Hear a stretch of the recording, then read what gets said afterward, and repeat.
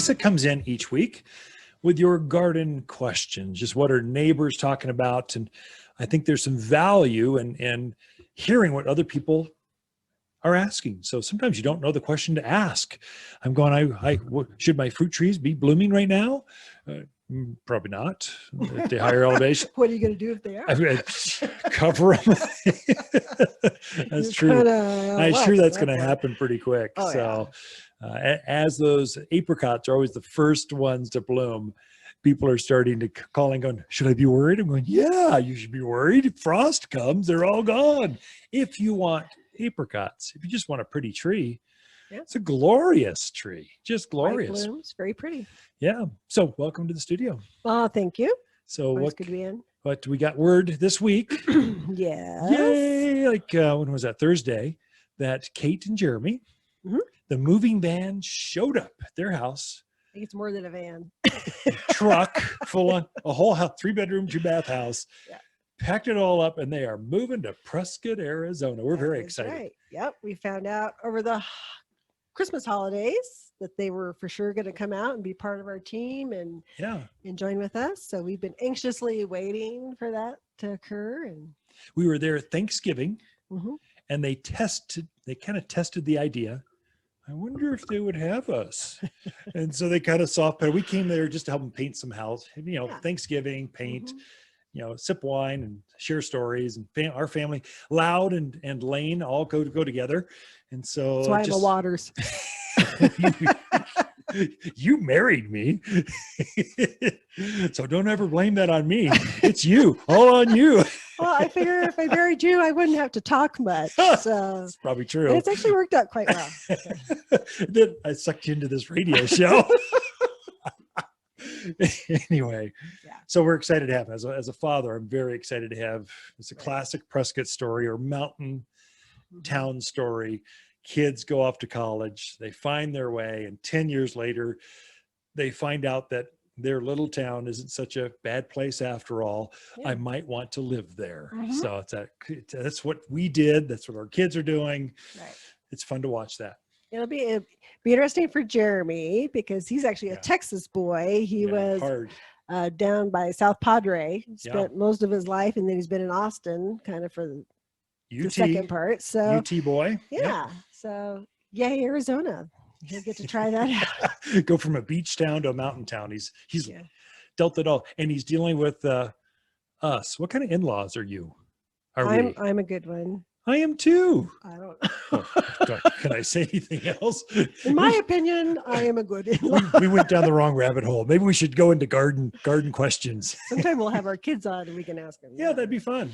All right. Well, Vicky wants to know, last year her peonies formed buds, looked beautiful, thought they were going to pop out, but they never really opened. She wants to know what caused that and what can she do this year to prevent that from happening. So peonies, so you plant a peony, and they do really well in the mountains of Arizona, but they don't want to be disturbed. So they're there for 100 years. So plant them where they're going to be for the rest of your life, because they're going to outlive you easily. And so they like a soil that really drains well. And so we have ours in containers, raised beds. They can be a regular garden plot too, but they don't want to be in that heavy clay soil. If they do, sometimes they'll start to bloom, and the flowers if you start to water all of a sudden, it get too overwatered, they can shed their foliage, you get stressed out. It's got a really fleshy root structure to it, which is why they're so incredibly drought hardy. It could be frost, but that's normally not the case with peonies. I don't think it'd be that, although I didn't hear where she was from. We're in the mountains. Yep. Could be anywhere on the hillsides. Didn't say.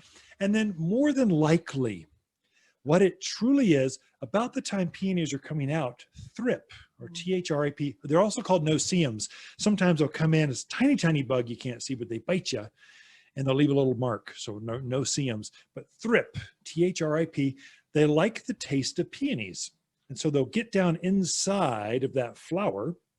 They'll eat the flower from the inside out. And so by the time that flower bud is large enough to bloom, there's no bloom left. It's been eaten alive. And so if you open up a peony flower, you'll see dozens of little tiny no-see-ums or thrip inside that flower. What do you do? Well, this is one where for my roses, And peony, if you're to use a rose food with systemic, there's a bug control inside of certain foods. We've got one here. It's put together by Fertilome. It's called rose food with systemic. Put that on your peonies right now. And that'll help them to absorb. Then it taints that flower, so there's not as many thrips, so it'd be more likely to open up. And my guess is, just because I've seen it dozens of times, Right. Thrip. And so peonies are just starting to come up. They're about, I don't know, an inch or two tall. Yep. And so in another month, middle of April through June, is when they bloom. You want that systemic in there before it actually grows. You want it through the entire structure of that plant. And that's how you keep your peonies happy. So on the subject of peonies, do they prefer a full sun, partial sun? I know ours out front is in full hot sun. Yeah, So I'm assuming the more sun a peony has, this is most of your most mountain perennials, the more sun they have, the better they do. So I would say minimum 6 hours for peonies. Otherwise, they'll tend to stretch and lean, and they get kind of leggy, and the flowers won't be as large. Give them at least 6 hours. And then I know this is tuned in all over the place. So if you're up on a mountain ridge, they tend to get pretty tall. Mhm. And so if they're in a windy spot, you might have to stake them. So you might have to keep them up. They make fancy perennial, peony rings and something like that. But Yeah. if you can protect them from some wind, that's good too. Okay, good to know. All right. So Anne moved here from Washington State, Welcome, Ann. where they did rhodies and azaleas everywhere. She was told that they don't do very well here. Her question is, she saw them here at the store. So do they do okay here? They do great here. And so you can grow rhododendrons and azaleas in the mountains of Arizona. They will thrive. Now, with that caveat being said, where she comes from, they grow wild. They don't grow like that. Yeah. You'll need some protection. They don't like our intense sun. So they'll tend to burn on you. So if you can get them out of that midday sun in June, when it's, get it from 10 to 2, get them out of the sun, or in the more shaded areas, they're going to thrive. They will have that classic fluorescent flower. Mhm. They're going to get big. So rhodies can get as big as you and I. They're pretty tall. The great thing is the deer don't eat them. They don't bother them. So that you can put them right out there in that wildland interface, and they're good to grow. So yes, you can have them, and they tend to like more acidic.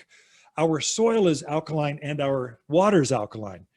So when you fertilize them, make sure you fertilize them with an acid type of fertilizer, and they're going to thrive better. So Mhm. they can do exceptionally well here. Would they be a good underplanting Be shrub? great for that, So yeah. like maybe under some of your big ponderosas, pinions. In a Good. container underneath that overhang. Mhm. Gardenias are the same way. So they grow in that same place. So when you get a Mhm. cold hardy variety, Right. they really do well. In fact, I notice our gardenia Yeah. starting to bud. know. It's exciting. It is exciting. All right. Next question is from David in Chino. He wants to know, what would you say makes a better large screen tree, Arizona cypress or Austrian pine? Oh, those are two different plants. Totally. Get one of each, David. I know where you can buy them. Waters Garden Center.